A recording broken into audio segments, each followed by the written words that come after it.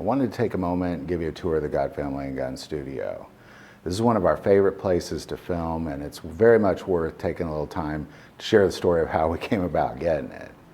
When I first started this channel, what I did was I essentially set up a camera in front of the fireplace in our bedroom. It's a great place to film because there's a wall of windows right here and it lets in great light, as well as it's a decent background. But it's always a struggle to not get the lamp or the window in the shot, and oftentimes you'll see, I'm sure you have seen many videos where I'm standing there. But it's very difficult because we have 5 children and we have dogs and we have cats, and even if you beg people to be quiet for 5 minutes while you filmed and they agreed to it, there's no way you're going to keep it quiet. It doesn't matter what you do, you're going to end up with noise. Either somebody's banging, slamming, screaming, phones are ringing, dogs are barking.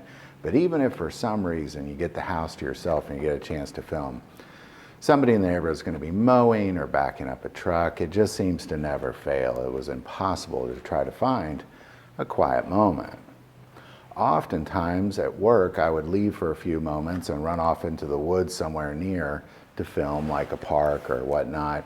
And that's really been a great struggle as well, because it seems like no matter where I go, once I set up, somebody's revving up a Harley or again backing up a truck or something like that. It just seems to never fail. One time I actually found a secluded place in the woods. I set up my camera, and the moment I pressed record, immediately somebody somewhere around started sawing down a tree with a chainsaw. That's just how it goes. As a matter of fact, the very first movie that broke 1 million, my biggest movie I've ever made, I filmed in the woods while somebody was revving up a Harley in the background. It's my top 10 guns that you should never sell video, and if you watch that video, it almost sounds like I'm screaming because I'm trying to talk over all the noise that there is at this beautiful lake setting that I'm at. So that was just really my struggle. One day while driving through Holden, Missouri, a good friend of mine, he's a pastor in Holden and he teaches at my school, had owned an old building in downtown Holden, and as I looked up, as I drove past, I realized that the second floor seemed abandoned and just kind of broken down, one of those old late 1800s buildings. So I asked him if that space up there was available. He said it was destroyed, there was no running water, no electricity, just completely run down. So I said, that sounds perfect, I just need a decent background. And oftentimes if you look at some of my movies from a few years ago, you'll see a black background or some bricks in the background, and that's just me coming to a building with no electricity and filming. Sometimes often very cold, using just simply the lights from the windows.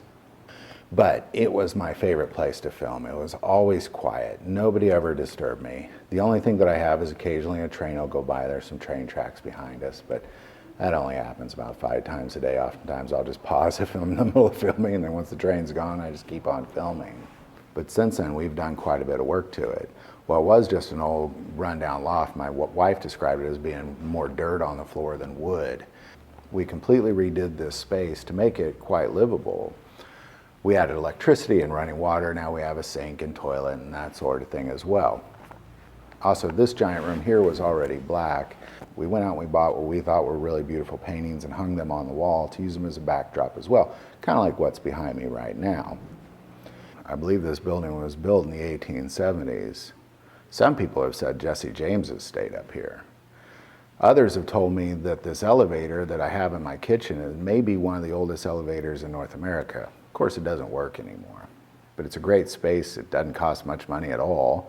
And as we continue to grow here at God Family and Guns, we have more space to be able to do and create the things that we'd like to create.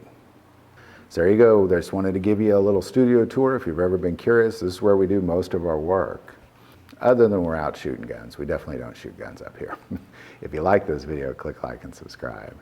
If you feel called to support this channel through Patreon, our Patreon link is below.